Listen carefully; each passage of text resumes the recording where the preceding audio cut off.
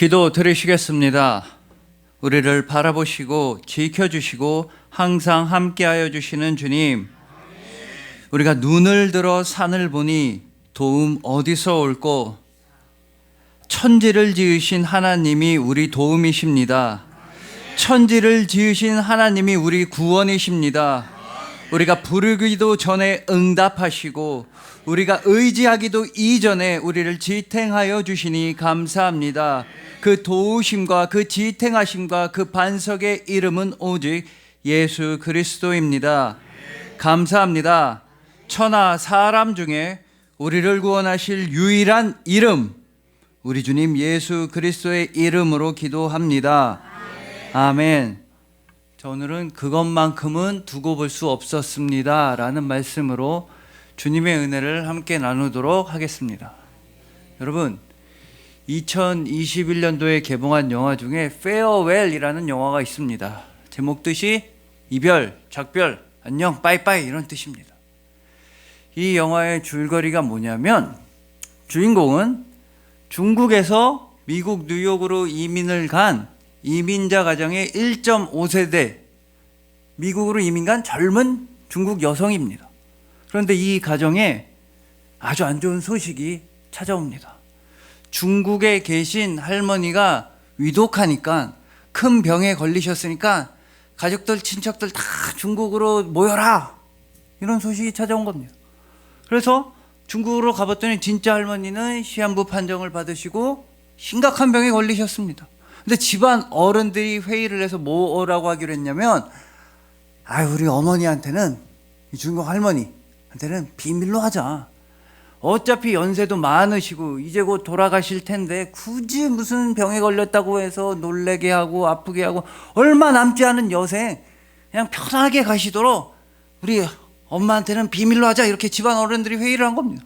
그 얘기 듣고 주인공이, 손녀가 아예 안 된다고, 할머니도 자기 병에 대해서, 자기 삶에 대해서 알아야 될 권리가 있지, 그걸 왜 비밀로 하냐고 막 이러는 겁니다. 집안아들이 됐다고 네가 뭐라 아냐고, 비밀로 하면 되는데 어떻게 비밀로 할 거냐. 그냥 저기 손주 중에 한 명 일본 사는데 걔 결혼해야 되니까 결혼식 한다고 중국에서 결혼식 해서 모인 거라고, 그냥 할머니 병 있다고 얘기할 필요도 없어, 이렇게 하고 비밀로 하기로 한 겁니다. 여러분이 이런 상황이면 어떻게 하실 겁니까?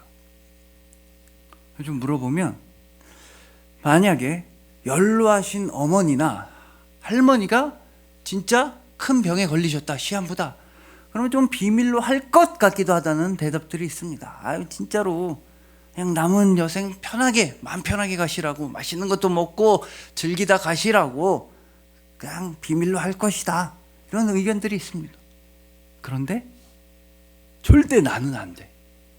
내가 큰 병에 걸렸는데 나한테 숨기는 거 절대 있을 수가 없어. 내가 나이가 몇 살이든 간에, 많든 적든 간에, 내가 무슨 큰 암에 걸렸는데 그걸 나한테 비밀로 하는 건 절대, 그건 참을 수 없어, 이런 대답들이 많습니다. 여러분, 여기 깔려있는 생각이 뭐냐면, 나이가 많은 우리 엄마 아빠는 이 충격을 감당할 능력이 없어. 진실을 알게 되면은 이거 감당이 안 되고 마음의 슬픔 이런 거 감당할 능력이 없어. 우리가 돌봐드리는 게 낫지, 우리가 봐드리는 게 낫지. 우리 엄마 아빠는, 나이가 많은 할머니 할아버지는 진실을 알게 됐을 때 충격, 감당할 능력이 없어. 하지만 난 돼. 나는 사실을 알아야겠어. 나는 감당할 능력이 돼. 난 충격받지 않아. 나는 치료를 이어나갈 의지도 있고 체력도 있고 정신력도 있어. 난 돼. 근데 우리 엄마 아빠는 안 돼, 이런 생각이 깔려 있는 겁니다. 근데 이런 생각을 아주 기가 막히게 뒤집는 장면이 이 영화에 나옵니다. 여러분, 이 돌아가실 분의 아들이 얼마나 마음이 아프겠습니까? 아무리 엄마가 나이가 많든 뭐해도 엄마가 죽을 병에 걸렸는데 너무 슬프고 너무 근심이 많을 거 아닙니까? 그래서 얼굴 표정이 안 좋습니다. 거기다가 온 가족들이 엄마를 속여야 되니까, 할머니 속여야 되니까 막 들통날까 봐 이것저것 막아야 되는 일도 많고, 온 가족들 모이니까 또 막 싸우고 이러니까 너무 머리가 아프고, 그래서 표정이 안 좋게 이렇게 있었습니다. 아들이 표정 안 좋게 이렇게 있으니까 늙으신 엄마가, 얘야, 너 어디 아프니? 너 몸 안 좋니? 너 병에 걸린 거 아니니? 너 병원 가봐야 되겠다, 이렇게 걱정을 합니다. 사실은 이 엄마가 죽을 병에 걸렸는데, 심각한 병에 걸린 사람은 엄마인데, 엄마는 그런 와중에도, 본인은 모르고 있지만 그런 와중에도 엄마는 자식 걱정을 한다. 죽을 병에 걸린 사람은 난데도 엄마는 자식 표정 안 좋은 거, 자식 기분 안 좋은 거, 자식 안색 안 좋은 거, 자식만 걱정한다. 엄마라는 존재는 자기가 죽을 병에 걸려도 그저 자식만 사랑한다는 상징처럼 다가오는 장면이 있었습니다. 여러분, 이처럼 부모와 자식의 사랑의 관계는 어떤 관계냐면 지극히 일방적인 관계, 절대로 역전이 안 되는 관계입니다.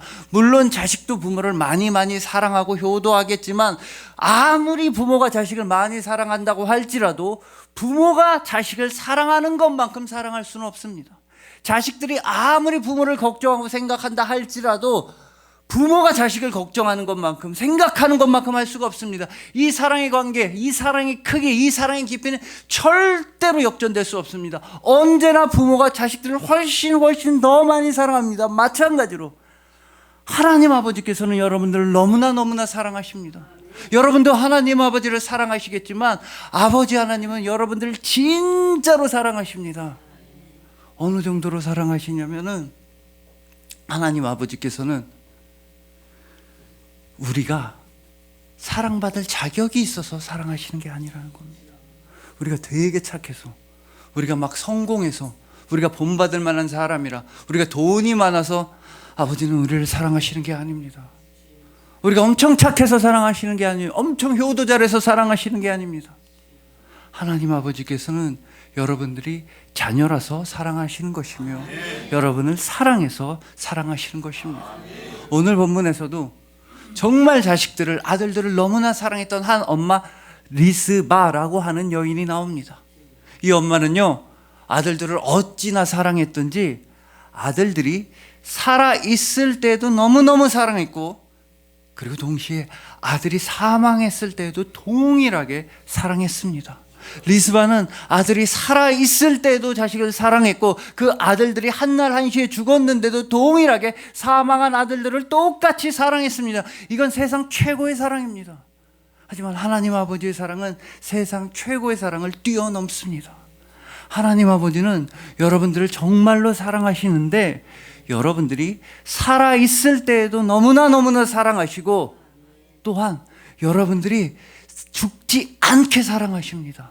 여러분들이 살아있을 때에도 사랑하시고, 너무나 사랑하셔서 사망하지 않게 사랑하십니다. 여러분들이 죽음을 당하지 않게, 여러분들이 멸망을 당하지 않게, 여러분들이 살아있을 때에도 동일하게 사랑하시고, 그리고 언제나 살아있도록 여러분들을 사랑하시는 것입니다. 바로 아들이신 예수님을 십자가에 보내서 여러분들에게 생명을 주실 만큼 사랑하십니다. 그 예수 그리스도의 십자가 사랑으로 말미암아 여러분들도 아버지의 자녀가 되었으며, 영원한 사랑이 되었으며, 포기되지 않는 행복이 되었던 것입니다.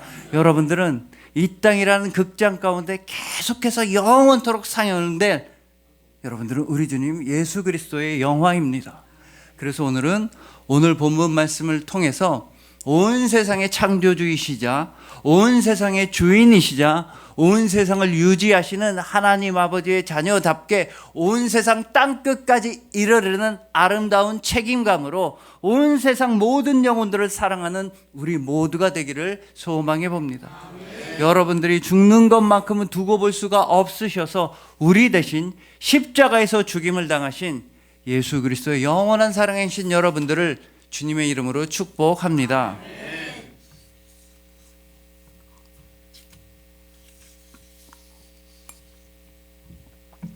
자, 먼저 오늘 보면 약간 생소한 이야기일 수도 있어서 배경 설명을 좀 드리겠습니다. 오늘 보면 다윗이 왕일 때 이스라엘 전역에 흉년, 기근이 든 겁니다.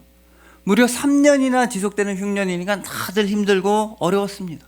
그러자 이 문제를 해결하고자 다윗은 하나님께 기도를 합니다. 그랬더니 본문 앞에 있는 1절에서 하나님은 이런 대답을 하시는 겁니다. 야, 이런 일이 생긴 거는 너 전대왕 사울 왕이 기브온 사람들을 살해해서 이런 흉년이 든 거다. 그 말씀을 듣고 다윗은 기브온 사람들을 불러서 물어봤습니다. 야, 내가 너네한테 뭘 해줄까? 어떤 일을 해줘야 너네 분노와 원한이 풀리겠느냐? 그랬더니 그 기본 사람들이 됐습니다. 우리는 돈이고 뭐고 다 필요 없습니다. 돈으로 해결되는 문제가 아닙니다. 우리 사람들을 죽였던 원수 사울 왕의 자손 7명을 내주십시오. 그 7명을 우리가 목매달아서 죽이면 우리 화가 좀 풀리겠습니다. 그래서 다윗은 사울 왕의 자손 7명을 내주기로 합니다. 그런데 사울 왕의 아들인 요나단, 자기 절친, 자기 사랑하는 친구, 생명의 은인 요나단은 아껴서 요나단의 아들인 무비보셋은 빼놓고 주면 죽이니까 대신에 사울 왕의 큰딸 메랍의 아들 5명을 내주고, 그러니까 사울 왕의 외손자 5명을 내주고, 그 다음에 오늘 본문의 주인공 리스바의 아들 2명을 내줬습니다. 합쳐서 7명. 왜냐? 리스바는 사울 왕의 첩, 그러니까 사울 왕이 첩으로부터 난, 리스바로부터 난 아들 2명, 7명을 내줬더니 이 기본 사람들이 진짜 7명을 목숨에 달아서 죽였습니다. 이 이야기에서 우리는 아주 반대되는 흐름을 읽을 수가 있습니다. 여러분, 사울 왕에게 살해당한 기본 사람들은 원래 이스라엘 민족은 아니었습니다. 본문으로부터 약 400여 년 전에 그때 이스라엘 민족 가운데로 편입된 겁니다. 그때 언제냐? 여호수아를 필두로 해서 이스라엘 민족이 가나안 땅을 정복할 때였습니다. 그래서 가나안 땅에 있는 아모리 족속이든 이방 족속들 다 죽여 없애고 나갈 때 너무 무서운 겁니다. 기브온 사람들이. 그래서 거짓말을 해서 사기를 쳐서 원래 가나안 땅에 살고 있는데 아닌 것처럼, 멀리 사는 것처럼 사기를 쳐서 여호수아 이스라엘 백성들이랑 협정을 맺습니다. 불가침 조약. 우리 동맹 맺자. 화친 조약을 맺어서 우리 죽이지 말아달라 합니다. 나중에 알고 보니까 여호수아랑 이스라엘 백성이 사기를 당한 겁니다. 이거 어떻게든 우리 속였네. 막 화가 났지만 죽이지 않기로 합니다. 왜냐하면 하나님의 이름으로 약속을 했으니까. 우리가 속은 건 맞지만 하나님의 이름으로 약속을 했으니까 이제 이 기본 사람들을 죽이지 않는다라면서 여호수아는 여호수아 9장 26절에서 이렇게 선포합니다. 여호수아가 곧 그대로 그들에게 행하여 그들을, 기본 사람들을 이스라엘 자손의 손에서 건져서 죽이지 못하게 하니라. 자, 이때로부터, 여호수아 때로부터, 본문으로부터 약 400년 전부터 기본 사람들은 죽이지 않는다 딱 선포하고 약속이 된 겁니다. 그런데 사울왕은 기본 사람들 마음대로 죽였습니다. 언제적 여호수아야? 400년 전 약속을 못하러 지켜. 요 기본 사람도 원래 우리 민족 아니니까 좀 죽이면 내가 이스라엘 백성들로부터 인기가 올라가겠지 싶어서 막 죽인 겁니다. 자, 보십시오. 사울왕은 자기가 한 약속도 아닌데도 자기가 마음대로 어겨버렸습니다. 무책임했습니다. 그래서 다윗 왕도 그럴 수 있었습니다. 하나님한테 기도했을 때 하나님, 그게 무슨 소리입니까? 내가 기본 사람들 죽였습니까? 사울 왕이 죽인 걸 왜 나를 힘들게 하십니까? 왜 흉년을 주십니까? 이렇게 따질 수도 있었습니다. 아니면 기본 사람들을 불러서 내가 죽였니? 사울 왕한테 가서 따져. 거기다가 니네 죽인 사울 왕 이미 죽었잖아. 이미 죽었네. 화 좀 풀어. 왜 자꾸 원한과 분노를 가지고 있는 거야? 화 풀어. 내 잘못 아니야. 내 책임 아니야. 이렇게 얼버무릴 수도 있었습니다. 하지만 다윗은 그러지 않았다는 겁니다. 자기가 한 잘못이 아닌데도, 남이 한 잘못인데도 자기가 어떻게 해서든지 해결해 보려고 했습니다. 자기 책임이 아닌데도 자기 일처럼 책임감을 느껴서 문제를 해결해 보려고 애를 썼다는 겁니다. 쉽게 말해서 사울 왕은 자기가 한 약속이 아닌데도 자기 마음대로 어겨버렸고, 다윗 왕은 자기 잘못이 아닌데도 끝까지 자기가 책임을 지려고 했습니다. 둘 사이의 차이는 바로 책임감이었습니다. 그리고 이 책임감이 진짜 왕과 가짜 왕을 구별하는 기준이 되는 것이며, 이 책임감이 진짜 그리스도인과 가짜 그리스도인을 구별하는 기준이 됩니다. 여러분, 진짜 그리스도인들은요, 책임감이 너무나 강한 사람들입니다. 좀 나쁘게 말하면 오지랖이 엄청 넓은 사람들입니다. 진짜 그리스도인들은 힘들어하고 아파하는 이웃이나 성도를 보면 참지 못합니다. 어떻게 해서든지 도와주려고 하고, 어떻게 해서든지 위로해 주려고 하고, 아파한 마음 상한 영혼을 위해 최선을 다해 기도해 줍니다. 이뿐 아니라 우리는 뭐라고 기도합니까? 막 나라와 민족을 위해 기도합니다. 내가 대통령도 아닌데, 내가 도지사도 아닌데, 우리가 시장도 아닌데 막 나라와 민족을 위해 간절하게 기도합니다. 한술 더 떠서. 우리는 전 세계에 있는 모든 영혼들을 위해 기도합니다. 막 아프리카가 됐든 어디가 됐든 굶고 있는 아이들이 있으면 너무나 딱해서 눈물을 흘리며 그들을 위해 기도하기도 하며 그들을 한 달에 얼마간이라도 후원할 방법을 찾기도 합니다. 그러면 반드시 여러분 주변 사람들이 물어볼 겁니다. 너 뭐 돼? 네가 무슨 유엔 사무총장이야? 왜 세계를 위해 기도하고 네가 뭔데 대한민국과 나라를 위해 기도하는 거야? 도대체 너 뭐야? 그때 대답하십시오. 우리 아버지가 하나님이시다. 하나님 아버지가 내 아버지시다. 내 아버지는 온 세상을 창조하시고 온 세상에 있는 모든 영혼들을 사랑하시고 지금 이 순간에도 온 세상을 유지시켜 주신다. 내 아버지가 하시는 일이 그거라. 나도 그런다. 나도 온 세상 땅끝까지 모든 영혼들을 사랑하며 그 모든 영혼들에게 하나님 아버지의 생명의 복음을 전하기 위해 무슨 일이든 할 거다. 땅끝까지 이르는 책임감을 나는 가지고 있다. 우리 아버지는 하나님 아버지시다. 여러분, 자녀됨의 책임감이라는 게 이런 겁니다. 제가 대학생 때 밤늦게 친한 후배랑 있다가 걔네 집에서 자기로 한 적이 있습니다. 밤 12시, 1시 막 지하철 인천 오는 것도 끊기고 그래서 걔네 집 가서 자기로 했는데 그 동생네 집은 되게 큰 건물, 9층짜리 큰 건물, 서울에 있는 큰 건물에 옥탑방에 있었습니다. 대학생 때. 그러니까 밤에 뭐 겨울에는 춥고 여름엔 덥다고 하는 옥탑방에 살고 있었습니다. 그래서 자기네 집에 자고 가자고 그래서 그 건물에서 엘리베이터를 딱 타고 눌렀는데 여러분, 옥탑방까지는 엘리베이터가 운행을 안 합니다. 9층 건물이면 9층까지 가서 거기 내려서 다시 계단을 올라오고 누가 옥탑방에 엘리베이터를 놔줍니까? 그래서 얘가 그 밤 12시, 1시에 엘리베이터를 둘이 탔는데 엘리베이터 버튼을 9층을 딱 누르는 게 아니라 2층, 3층, 4층이 다 누르는 겁니다. 이 제정신 다 누르는 겁니다. 2층에 딱 섰을 때 형 잠깐만 잡고 있어봐 엘리베이터 그러더니 내려가지고 건물 복도를 확 왔다 갔다 하고 다시 타고 출발. 3층이 또 내려서 건물 복도를 확 왔다 갔다 해서 다시 타고 층층마다 복도를 오밤중에 막 1시 뭐 그럴 때 돌아다니는 겁니다. 걔가 좀도둑이라서 알고 보니까 막 변태라서 거기 복도를 막 층층마다 다 돌아다니는 게 아닙니다. 거기 걔네 아버지 건물이었습니다. 아버지 건물입니다. 그러니까 층층마다 쓰면서 혹시라도 그냥 켜진 불이 있나 다 끄고 올려고 물론 지가 걸어서 올라갔으면 전기세를 더 아꼈겠지만 그건 귀찮으니까 그래도 층층마다 내려서 괜히 켜져 있는 불 다 끄면서 다니려고 그래서 1층부터 9층까지 전부 다 쓰면서 다 복도를 살펴본 겁니다. 여러분 중에 이런 대답하실 분 있으십니까? 아우 됐어 나 그 건물주의 아들 필요 없어 되게 피곤하네 막 층마다 내려서 전기불 끄고 뭐 전기세 아끼려고 피곤하네 100억 200억이든 나는 건물주의 아들 안 할래 나는 불 끄는 거 귀찮아서 그냥 세입자로 살면서 내 맘대로 불 켜고 다닐래. 여러분 아무도 없으실 겁니다. 건물주의 아들이 되고 건물을 상속받는데 불 끄는 거 못하겠습니까? 여러분들은 건물주의 아들 정도가 아니라 하나님 아버지의 자녀들입니다. 그러면 여러분들은 뭘 상속받습니까? 하늘나라를 상속받는 겁니다. 하늘나라를 상속받는 기도 그거 귀찮아서 안 해. 봉사, 희생, 헌신 그거 귀찮아서 안 해. 나 그런 거 필요 없어 하실 분 있으십니까? 하늘나라를 상속받는데 하늘나라를 상속받는 자녀답게 아버지의 마음을 가지고 땅끝까지 이르르는 책임감을 가져야 합니다. 하나님 아버지의 마음으로서 모든 영혼들을 위해 기도해야 하며 하나님 아버지의 마음을 가지고서 내 주변에 힘든 사람들을 돕기 위해 실천을 해야 하며 하나님 아버지의 사랑으로서 우리는 끝까지 서로를 사랑해야 됩니다. 말하자면 이 세상에 굶어도 괜찮은 아이는 없고 이 세상에 아파도 괜찮은 사람 없고 이 세상에 죽어도 괜찮은 영혼은 단 한 명도 없다는 것입니다. 여러분 하나님 아버지의 독생자이신 예수님 정말로 책임감이 강하셨습니다.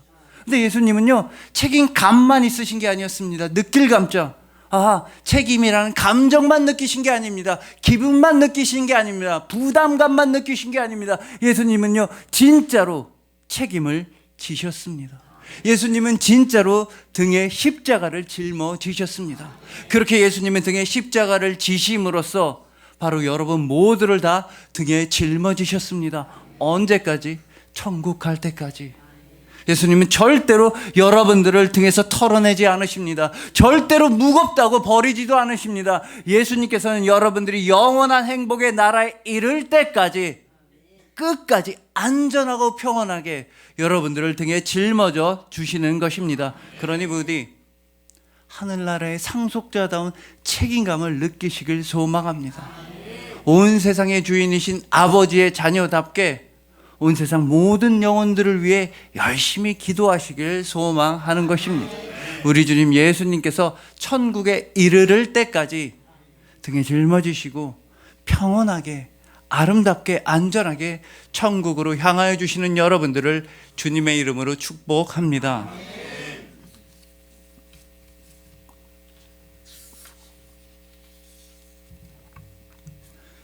자, 다음으로 오늘 본문의 주인공인 리스바인데, 이 리스바는 정말 책임감도 강하고 사랑이 넘치는 엄마였습니다. 아까 말씀드린 것처럼 자기의 두 아들이 한날 한시에 목매달아서 죽게 되었습니다. 자기 아들들 두 명이 죽었는데 그 시체를 내려다가 장사도 못 지냅니다. 왜냐? 다윗 왕이 암묵적인 승인 안에 내줬기 때문에 함부로 시체를 옮길 수도 없는 거예요. 옛날에 우리도 막 조선시대 보면 대역죄인 시체 막 가져와서 장사 못 지내고 막 전시해 놓는 거, 약간 맥락은 다르지만 다윗 왕이 내줘서 죽은 거라 자기 아들 시체인데도 그냥 매달려 있는 걸 바라봐야만 했습니다. 그 아들들의 시체를 위해서 엄마인 리스바는 이런 일을 했다고 본문 10절은 증언합니다. 아야의 딸 리스바가 굵은 배를 가져다가 자기를 위하여 바위 위에 펴고 곡식배기 시작할 때부터 하늘에서 비가 시체에 쏟아지기까지 그 시체에, 아들들의 시체에 낮에는 공중의 새가 앉지 못하게 하고 밤에는 들짐승이 범하지 못하게 한지라. 여러분, 리스바는요 돗자리 같은 걸 깔고 자기 아들들의 시체 옆을 지키고 있었던 겁니다. 밤에는 독수리 같은 것들이 아들의 시체에 다가오지 못하도록, 낮에는 개떼나 늑대떼들이 아들들의 시체에 다가오지 못하도록 아들들의 시체를 지켜주었습니다. 그 기간이 언제냐? 곡식배기 시작한 때는 이스라엘 땅에서 약 4월 정도입니다. 그리고 시체에 비가 내릴 때, 이스라엘 땅에 비가 내릴 때는, 우기가 시작될 때는 약 10월 정도입니다. 그러니까 6개월 동안, 6개월 내내 리스바는 아들들의 시체 옆에 있었다는 겁니다. 그리고 막 그렇다고 해서 막 옛날에 우리가 참새 쫓듯이 농사질, 참새 쫓는 정도가 아닙니다. 이스라엘 땅에 많은 독수리들, 늑대떼들, 곰, 개떼들, 그럼 위험한 맹수로부터 6개월 내내 장대 같은 걸 안 받들고 계속해서 아들들의 시체 옆을 지키면서 아들들을 지켜주었다는 겁니다. 왜겠습니까? 두고 볼 수가 없어서 그랬습니다. 아무리 시체가 되었지만 아들들의 얼굴에 상처가 나는 건 두고 볼 수가 없었습니다. 이미 생명이 떠나간 시체지만 아들들의 시체를 독수리떼가 뜯어먹는 것만큼은 두고 볼 수가 없어서 그랬습니다. 남들이 보기엔 이미 죽어버린 시체고 사체지만 그래도 그 시체라고 할지라도 내 아들들이 개떼에 뜯어먹히는 것만큼은 두고 볼 수가 없어서 리스바는 6개월 내내 아들들의 시체 옆을 지켰다는 겁니다. 그러자 어떤 일이 벌어졌느냐? 다윗 왕과 이스라엘 땅에 정말로 큰일 두 가지가 일어났습니다. 오늘 보면 11절 말미에 있는 것처럼 이렇게 리스바가 아들들의 시체를 지킨다는 소식이 다윗 왕의 귀에 들어갔습니다. 그러자 다윗 왕은 이런 일을 했다고 본문에 이어지는 14절은 말씀합니다. 사울과 그의 아들 요나단의 뼈와 함께 베냐민 땅 셀라에서 그의 아버지 기스의 묘에 장사하되 모두 왕의 명령을 따라, 다윗 왕의 명령을 따라 행하니라. 그 후에야 하나님이 그 땅을 위한 기도를 들으시느라. 여러분, 이 말씀도 좀 설명이 필요합니다. 리스바가 자기 아들들의 시체 곁을 떠나지 못하고 지키고 있다는 소식이 다윗 왕에 들려드니까 다윗 왕은 그 시체들을 장사 지낼 기회를 준 겁니다. 근데 그 아들들만 데려다가 장사하는 게 아니라 14절에 나온 것처럼 사울 왕의 뼈와 사울 왕의 아들, 자기 절친, 자기 생명을 구해준 은인 요나단의 뼈까지 함께, 말하자면 선산 같은데 장사 지내도록 해 주었다는 겁니다. 다윗 왕이. 여러분, 그러면 뭡니까? 다윗 왕은요, 그 전까지는 리스바가 아들들의 시체를 지켜주는 일을 하기 전까지는 자기 절친인 요나단을 정중하게 장례해주지 않았다는 겁니다. 자기의 생명을 살려주고 자기를 목숨같이 사랑해주고, 그 요나단이 없었으면 자기는 진작에 죽었을 텐데도 그 사망한 요나단의 시체를 다른 사람들이 수습하게 내버려뒀지 자기가 정중하게 장례 지내질 생각을 하지 못했습니다. 하지만 리스바가 아들들의 시체 곁을 지킨다는 것을 깨달았을 때, 그 소식을 들었을 때 비로소 다윗 왕도 자기가 해야 할 일을 분명히 알았던 것입니다. 나도 이러고 있을 때가 아니다. 내 생명의 은인, 나의 선대왕인 사울 왕과 그의 아들 요나단을 정중하게 장사 지내줘야겠다. 즉 리스바 한 여인의 희생과 헌신으로 말미암아 위대한 왕 다윗 또한 자신의 우정과 신뢰를 회복할 기회를 얻게 되었다는 겁니다. 여러분, 이게 끝이 아닙니다. 리스바가 한 일이 있은 다음에야 14절에서 뭐라고 말씀합니까? 그 후에야 하나님이 그 땅을 위한 기도를 들으시니라. 여러분 잘 보십시오. 이 기도는 아까 말씀드린 것처럼 이스라엘 땅에 흉년이 생겨서 다윗 왕이 하나님한테 한 기도입니다. 근데 이 기도를 하나님이 언제 들으셨다는 겁니다. 기브온 사람들이 자신들의 원한을 해결하기 위해 사울 왕의 자손 7명의 시체를 목매다니까 그때 하나님이 기도를 들어주신 게 아닙니다. 기브온 사람이 아하, 이제 우리 분이 풀렸습니다. 우리 복수심이 충족되었습니다. 이제 우리는 원한 같은 거 없습니다. 그랬을 때 하나님이 그 땅을 위한 기도를 들어주신 게 아니라는 겁니다. 리스바가 아들들을 위해 행해준 일이 있은 다음에, 또한 다윗 왕이 사울 왕과 요나단을 정중하게 장사 지내주자 그 후에야 하나님이 그 땅을 위한 기도를 들으시니라. 그 후에야 리스바 한 여인의 헌신과 희생이 있은 후에야 하나님은 이스라엘 땅 전역에 흉년을 없애주셨다는 겁니다. 그리고 이 이야기의 핵심은 리스바가 할 수 있는 일은 전혀 없었다는 겁니다. 여러분, 리스바는요 아들들을 위해 해줄 수 있는 일이 전혀 없었습니다. 아들들 죽음 막을 수도 없었으며, 아들들의 시체 장사 지내주지도 못했습니다. 다윗 왕이 허락해서 내준 거라 시체를 내려다 장사 지내주지도 못했어요. 리스바가 아들들을 위해 할 수 있는 일 아무것도 없었습니다. 죽지 못하게도 못하고 장사도 못. 리스바가 아들들을 위해 할 수 있는 유일한 일은 옆에서 자리를 지켜주는 거였습니다. 옆에 돗자리 같은 거 깔고 자식을 떠나지 않는 거였습니다. 리스바는 할 수 있는 일이 아무것도 없었지만 그 중에서도 할 수 있는 일, 유일한 일 하나를 찾아서 했더니 그 후에야 하나님이 그 땅을 위한 기도를 들으시니라. 여러분, 마찬가지로 우리도 우리 주변에 아파하는 사람들을 위해 실제적으로 할 수 있는 일이 없는 경우가 훨씬 더 많이 있습니다. 경제적으로 힘든 사람들을 위해 돈을 줄 수 있는 경우도 거의 없고, 우리도 힘드니까. 아니면 정말로 뭐 병든 사람을 우리가 막 고쳐줄 수 있는 것도 아니고, 우리가 정말 힘든 사람들에게 실제적인 도움을 줄 수 없는 경우가 훨씬 더 많이 있습니다. 아무것도 못하는 것처럼 무기력감을 느낄 때가 있습니다. 하지만 우리가 할 수 있는 일은 하나 있다는 겁니다. 옆에 있어주는 거. 시체처럼 된 사람 옆에 있어주는 거, 자리를 지켜주는 거, 그것만큼은 할 수 있습니다. 그 외야 하나님이 기도를 들어주시니라. 우리는 할 수 있는 일이 많이 있지 않지만, 거의 없지만, 아예 없지만, 그래도 힘들어하고 마음 상한 영혼 옆을 지켜줄 때 나머지는 하나님이 하십니다. 우리가 그 영혼들을 위해 기도하면, 우리가 할 수 있는 최선을 다해 기도하기만 하면 나머지는 하나님이 이루어 주신다는 겁니다. 그게 바로 여러분들이 할 수 있는 최선의 일입니다. 바로 하나님께 그 영혼들을 맡기는 것입니다. 여러분, 그러면 오늘 본문의 리스바가 아들들의 시체 옆을 지킬 때 제일 힘든 건 과연 무엇이었을까요? 뭐 못 먹고 못 씻고 춥고 덥고, 그것도 좀 힘들었을 겁니다. 아니 막 무서운 독수리 떼랑 싸우고 개떼 늑대 떼랑 싸우고, 그것도 너무나 힘들고 마음 아팠고 어려웠을 겁니다. 아니면 지나가는 사람들이 욕하는 거, 저 사울 왕의 그 아들들 아니야, 첩의 자식들 아니야, 저 집안 때문에, 사울 왕 때문에, 저 아들들 때문에 우리 땅에 흉년이 3년에 에이 잘 죽었다, 왜 싹 다 죽어버리지, 왜 7명만 죽지, 저 뭐야, 저 아들들은 낳은 엄마야, 저 엄마는 왜 안 죽었지, 저 엄마도 매달에, 이런 욕하는 거 너무나 마음 아팠을 게 분명합니다. 정말로 힘든 일이 많았을 겁니다. 하지만 장담하건대 리스바의 마음을 진짜로 아프게 한 건 그런 일들이 아니었을 겁니다. 독수리 떼도 아니었을 것이며, 독수리 떼와 같은 사람들도 아니었을 것이며, 자기가 춥고 배고픈 것도 아니었을 겁니다. 리스바가 6개월 동안 아들들의 시체 옆을 지키면서 제일 마음이 아팠던 건 분명히 아들들의 시체가 썩어가는 걸 자기가 봐야 한다는 사실이었습니다.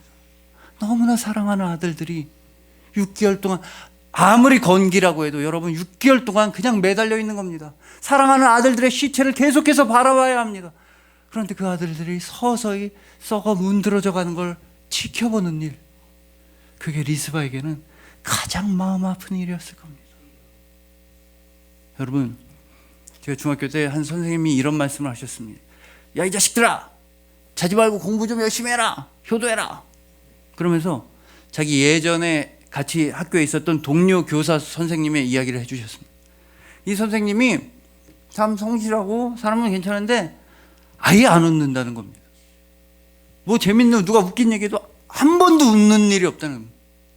뭐 그렇다고 뭐 성질 내고 나쁜 사람이, 정말 착한 사람이고 일도 잘하는데 한 번도 웃는 걸 못 봤다는 겁니다.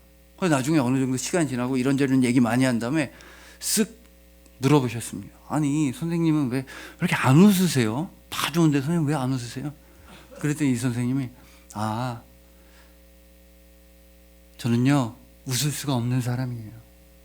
제 아들이 저보다 먼저 죽어서 저는 그날 이후로 웃을 수가 없어요. 아들한테 미안해서 저는 다시는 웃을 수가 없는 사람이에요. 그 얘기를 전해주면서 선생님이, 야, 이 자식들아, 그러니까 너네 엄마 아빠한테 효도해라. 그 선생님도 그렇고 오늘 본문의 리스바도 그렇고 자식들이 효도하는 걸 원했겠습니까? 자식들이 살아 돌아올 수만 있다면 아무리 불효막심해도 전혀 상관없을 겁니다. 가슴에 대못을 박는 일을 한다 할지라도, 정말 나쁜 일을 한다 할지라도 살아 돌아올 수만 있다면 전혀 상관없었을 겁니다. 정말 자식을 살릴 수만 있다면 리스바는 자기가 죽어서 내 아들이 살아날 수만 있다면 자기가 기꺼이 죽었을 겁니다. 그게 엄마의 사랑입니다. 하지만 리스바는요, 아들들을 위해 해줄 수 있는 일이 아무것도 없었습니다. 시체도 장사 못 지내줬습니다. 이와 똑같은 경우가 신약에도 있습니다. 신약에서도 아들이 매달려서 죽어가는 걸 바라봐야만 했던, 마음이 찢어졌던 엄마가 있습니다. 바로 예수님의 어머니 마리아입니다. 마리아는 사랑하는 큰아들이 로마 군병에 의해 채찍질 당하고 죽어가는 걸 바라봐야만 했습니다. 아마 마리아는 소리를 지르지 않았을까요? 내 아들 때리지 말아주세요. 내 아들 때리지 말라고. 내 아들 때리는 거 한 대만 빼서 나를 대신 때려주세요. 내 아들 채찍질하고 진짜 한 대만 빼서 나를 때려주세요. 내 아들 한 대만 조금 때려주세요. 하지만 로마 군병들은 들어주지 않았을 겁니다. 내 아들을 못 박지 말고 나를 못 박아주세요. 내 아들 죽이지 말고 대신 나를 죽여주세요. 그런 로마 군병들은 들은 척도 안 했을 겁니다. 여러분, 이제 진짜로 죄송한 말씀이지만 리브가와 마리아라고 하는 엄마한테 너무 미안한 말이지만, 그 엄마들은 자식들을 진짜로 사랑했지만 자식들을 위해 할 수 있는 일은 하나도 없었습니다. 그들에게는 아무런 능력과 권한과 조건, 자격 아무것도 없었습니다. 그들은요, 자신의 자식들의 죽음을 막을 수 있는 힘이 없었습니다. 리스바는 다윗 왕과 상대할 힘이 전혀 없었으며, 예수님의 어머니 마리아도 로마 제국과 싸워서 이길 수 있는 힘이 전혀 없었습니다. 무기력하게 아들이 죽어가는 걸 바라봐야만 했습니다. 그리고 그들은 아들의 시체를 내려다가 장사 지낼 처지도 안 됐습니다. 아들의 죽음을 막아주기는커녕 아들들의 시체를 마땅히 잘 장사 지내줄 수 있는 처지도 안 됐습니다. 정말 그 엄마들한테 죄송하지만 그 엄마들은 자기 자식들의 죽음 앞에 있어서 할 수 있는 일 아무것도 없었습니다. 대실에서 죽어줄 수 있는 능력도 없었으며, 죽음을 막아줄 수 있는 권한도 없었으며, 시체를 장사 지내줄 처지도 안 됐습니다. 아무것도 해줄 수가 없었습니다. 하지만 반대이신 분이 계십니다. 아들의 죽음 앞에서 모든 것을 할 수 있는 분이 계셨습니다. 바로 하나님 아버지이십니다. 여러분, 하나님 아버지는요, 능히 아들의 죽음을 막을 수 있는 능력과 권한이 있으셨습니다. 하나님 아버지께서는 로마 군병들이 아들인 예수님의 채찍을 때릴 때 그 로마 군병들을 모두 다 죽일 수 있는 힘이 있으셨습니다. 12군단도 더 되는 천사를 보내서 예수님을 미워하고 싫어하던 모든 로마 제국과 모든 이스라엘 백성들을 한 번에 없앨 수 있는 힘이 하나님 아버지한테는 있었습니다. 거기다가 하나님 아버지는 예수님을 안전하게 십자가에 내려오라고, 너 거기서 고생하지 말고, 내 아들 거기서 못 박히지 말고 다시 나의 품으로 돌아오라고 하늘나라로 끌어올릴 수 있는 힘이 하나님 아버지에게 있으셨습니다. 하지만 하나님은 마치 리스바가 된 것처럼, 마치 마리아가 된 것처럼 아들의 죽음 앞에서 그저 지켜만 보셨습니다. 바라만 보셨습니다. 모든 일을 해갈 수 있는 능력이 있으심에도 불구하고 하나님 아버지는 아들의 죽음을 그냥 두고만 보셨습니다. 그뿐 아니라 나의 하나님, 나의 아버지, 어찌하여 나를 버리시나이까? 아들인 예수님이 못 박혀 절규하고 있을 때에도 하나님 아버지는 아무런 대답도 하지 않으시고 아무런 응답도 하지 않으셨습니다. 아들인 예수님의 죽음을 그저 바라만 보셨습니다. 왜냐하면 그것만큼은 두고 볼 수가 없으셔서 그러셨습니다. 그것만큼은, 바로 여러분들이 죽는 것만큼은 두고 볼 수가 없으셨습니다. 여러분들이 채찍당하는 것만큼은 두고 볼 수가 없으셨습니다. 여러분들이 십자가에 매달려 죽는 것만큼은 두고 볼 수가 없으셔서 하나님 아버지는 아들인 예수님의 죽음을 두고만 보셨던 것입니다. 왜냐하면 우리 주님 예수 그리스도 그분만 유일한 분이시기 때문입니다. 수많은 사람들이 십자가에서 죽었지만 그들로서는 안 됩니다. 오직 예수님 한 분만이 십자가 죽음을 통해 우리의 모든 죄를 용서하실 수 있는 유일한 분이시라. 오직 예수님 한 분만이 무덤에서 살아나 부활 생명을 우리에게 베풀어 주실 수 있는 유일한 분이라 그러셨습니다. 그러니까요, 우리 주님 예수 그리스도는 유일한 사랑입니다. 십자가가 부활이 가능한 유일한 사랑이며, 여러분들에게 구원을 베풀어 줄 수 있는 유일한 사랑이며, 절대로 여러분들을 버리지 않는 유일한 사랑입니다. 우리 주님 예수 그리스도께서는 여러분들을 완전하게 영원히 사랑하시며 또한 영원하게 완전히 사랑하시는 것입니다. 기도 드리시겠습니다. 우리를 바라보시고 지켜주시고 함께 하시는 주님, 우리가 죽는 걸 두고 볼 수 없으셔서 우리 대신 죽임당하시고, 우리가 아파하는 걸 두고 볼 수 없으셔서 우리 대신 아파하셨습니다. 그가 찔림은 우리의 허물 때문이요, 우리가 예수님을 찔렀습니다. 그가 상함은 우리의 죄악 때문이라 우리가 예수님을 상하게 했습니다. 그런데도 우리를 사랑한다 하시고 끝까지 우리를 지켜주시니 감사합니다. 예수님 은혜가 아니면 우리는 아무것도 아닙니다. 우리가 우리 된 것은, 우리가 구원받은 것은, 우리가 살아가며 사랑하는 것은 오로지 예수님의 은혜입니다. 예수님을 깊이 깊이 사랑합니다. 이제 우리도 예수님의 책임감으로서 세상을 살피며 예수님의 마음으로서 헌신하며 예수님의 손과 발이 되어 진짜로 실천하고 행하겠습니다. 우리의 손과 우리의 발에도 예수님의 못자국이 새겨지길 간절히 소망합니다. 예수님 닮기를 간절히 소망합니다. 우리는 예수 그리스도의 흔적입니다. 천하 사람 중에 우리를 구원하실 유일한 이름, 우리 주님 예수 그리스도의 이름으로 기도합니다. 아멘.